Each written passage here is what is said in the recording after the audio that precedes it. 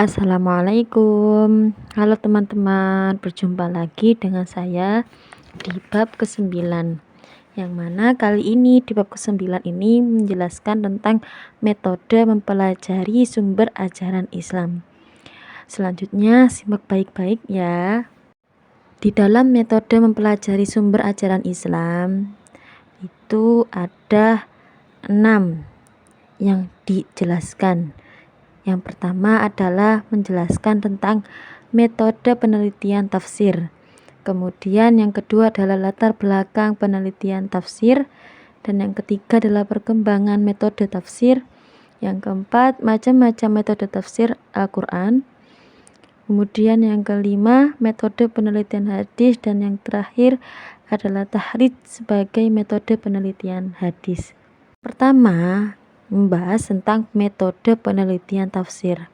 Di dalam metode penelitian tafsir ini, kebenaran objektif yang diperoleh sebagai dasar landasan untuk pembaruan, pengembangan atau perbaikan dalam masalah-masalah teoritis dan praktis dalam bidang-bidang pengetahuan yang bersangkutan. Membahas tentang latar belakang penelitian hadis. Di dalam latar belakang penelitian hadis ini itu menjelaskan tentang periode periwayatan tafsir, kemudian periode pembukaan tafsir, kemudian ada juga tentang periode pada masa modern. Selanjutnya yaitu perkembangan metode tafsir. Perkembangan metode tafsir itu juga menjelaskan tentang yang mana di dalamnya menjelaskan zaman diturunkannya Al-Quran pada masa Nabi Muhammad SAW, kemudian dikemukakan atau ditemukan pada abad ke-2 Hijriah atau ke-8 Masehi. Kemudian adanya kelahiran tafsir sesungguhnya yang mana pada abad ke-4 Hijriah atau ke-10 Masehi. Selanjutnya itu adalah perkembangan penyusunan pada abad modern.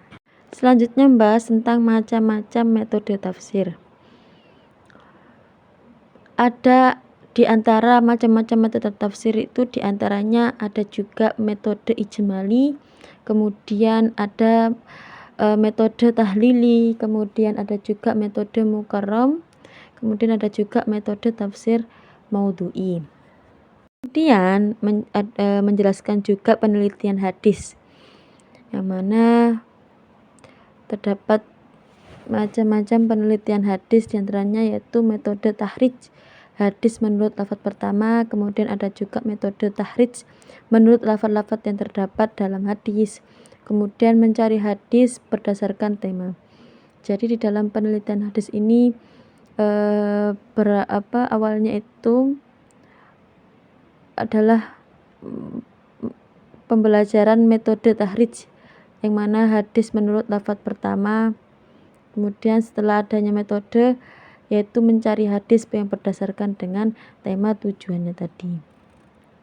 Nah, itu membahas tentang tahrij sebagai metode penelitian, yang mana ada kalanya penelitian itu sanad dan rawinya itu hadis itu sahih. Yang kedua penelitian matanya. Jadi hadis itu tidak sembarangan perawi atau riwayatan yang abal-abal atau sembarangan. Namun periwayatan hadis ini dilihat dari rawi dan sanadnya. Sekian penjelasan dari bab ke-9. Mohon maaf dan terima kasih atas perhatiannya. Berjumpa lagi di bab selanjutnya. Wassalamualaikum warahmatullahi wabarakatuh.